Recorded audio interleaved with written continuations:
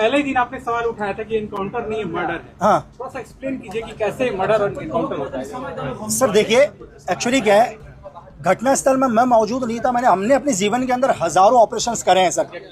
एक व्यक्ति जो फेसबुक लाइव के अंदर बात कर रहा है, बात करने के बाद लास्ट में वो बोलता है, भरत तिवारी जी बोलते हैं यार ठीक है सर, मैं सरेंडर करने के लिए तैयार हूँ। और वो क्या करते हैं, उनके हाथ में जो भी एक पिस्टल था वो फेंक देते हैं पुलिस वालों के सामने। इसका मतलब उन्होंने वेपन डाल दिया। इस देश का संविधान है सर, अगर एक आतंकवादी भी, एक टेररिस्ट भी अगर सरेंडर करना चाहेगा ना सर, तो उसको सरेंडर करने दिया जाएगा। कसाब को दिया ना सर, इस देश का सबसे बड़े आतंकवादी को भी न्यायपालिका में जाने का मौका दिया। तो बिहार पुलिस ने एक निहत्थे इंसान को पकड़ के उसके ऊपर फायरिंग करी है।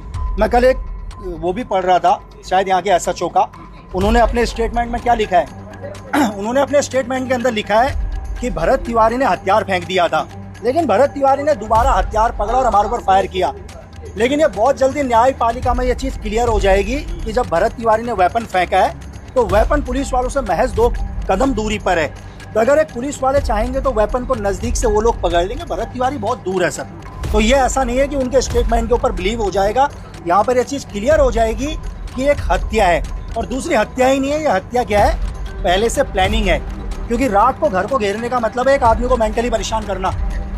मेरी बात समझे सर, कि एक आदमी को हम मेंटली परेशान करते हैं और वो क्या करेगा, इस तरह की कोई हरकत करेगा कि हम काउंटर जवाब देंगे।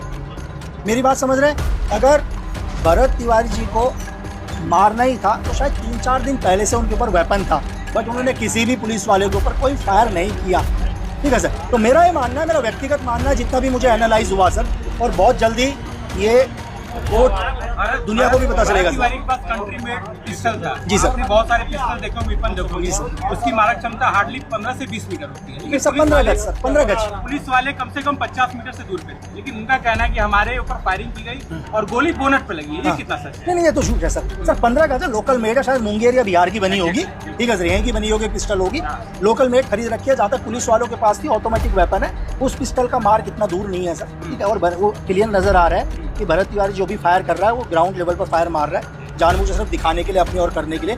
तो हत्या ही है, और बहुत जल्दी दुनिया को भी एविडेंस मिल जाएगा सर। बॉडी के मुताबिक जी सर। इस घटना को किस तरह से रॉ देख रही है? सर देखिए, ये RNW का तो ये नहीं है इसमें काम। मैंने एजेंसी छोड़ चुका हूँ मैं, है ना सर, मैं तो छोड़ चुका हूँ सर। तो ऐसा नहीं है कि हमारी एजेंसी, एक्सपीरियंस है। एक्सपीरियंस सीधे है कि सर एक आदमी की हत्या हुई है, बस क्लियर चीज़ है सर, जिसको एक एनकाउंटर बताने की कोशिश की जा रही है। बस स्पेसिफिक पार्ट में 5-5 गोलियां मारना और उसके बाद 1 घंटे बाद उसको अस्पताल में मैंने बहुत बढ़िया तरीके से 20 मिनट के वीडियो में बताया पूरे हत्या को, कि कैसे पुलिस वालों ने 4 गोलियां मारी। पुलिस वालों को पता था कि जब तक हम पहुंचेंगे शरीर का सारा ब्लड निकल जाएगा। उनका एक ही काम था कि मेन शायद पटना हॉस्पिटल तक पहुंचने तक बॉडी का सारा ब्लड निकल जाए। नहीं तो इस देश के अंदर मैं ऐसे उदाहरण बताऊंगा जहां पर लोगों को 20-20 गोलियां लगी हैं लेकिन आज भी जीवित है। क्यों? क्योंकि सही टाइम पर इलाज। तो बिहार पुलिस जो थी, उनका मकसद था पहले नजदीकी हॉस्पिटल में लेके जाना। उनको पता था यहाँ कोई इलाज नहीं होगा, सिर्फ टाइम को क्या करना, खत्म करना। उसके बाद आरा के हॉस्पिटल में लेके जाना, ब्लड को निकलने देना।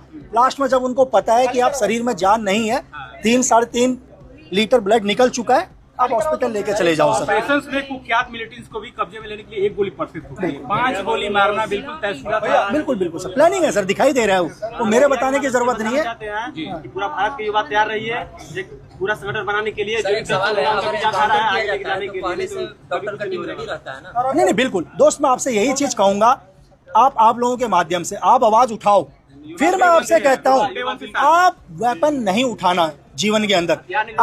अगर आपने हथियार उठाया तो आपके 1000 अच्छाइयाँ दोबारा खत्म हो जाएंगी। मैं आपसे फिर कह रहा हूँ, कल अगर आपने वेपन उठाया, आप कितने भी अच्छे क्यों ना हो, आप मेरे भाई क्यों ना हो, तब भी मुझे आपके अगेंस्ट में खड़ा होना पड़ेगा, क्योंकि आपने वेपन उठाया यार दोस्त। कल के महापंचायत में आप हैं यहाँ पे? सर मैं तो कल के महापंचायत में नहीं हूँ। सवाल ले लेता हूँ आपसे। आपने अपने सोशल मीडिया प्रोफाइल से सब कुछ डाला, की नौकरी छोड़ चुके हैं। जी सर। अब इस परिवार को जस्टिस दिलाने के लिए लकी विश क्या कुछ? सर मैं तो यहाँ आया हूँ ना सर, आया हूँ तो इसका ये मतलब नहीं है कि मैं जीवन में, सर देखो, सिंपैथी में वहां से भी दिखा सकता हूँ सर। अगर आया हूँ तो मैं आपसे ये कह रहा हूँ, शायद यहाँ की लोकल मीडिया से, कि जिस दिन यहाँ पर FIR दर्ज हो जाएगी उस दिन न्याय मिल जाएगा सर। मैं उस दिन दोबारा आऊंगा और बोलूंगा देखो न्याय मिल गया सर। बस। Thank you sir.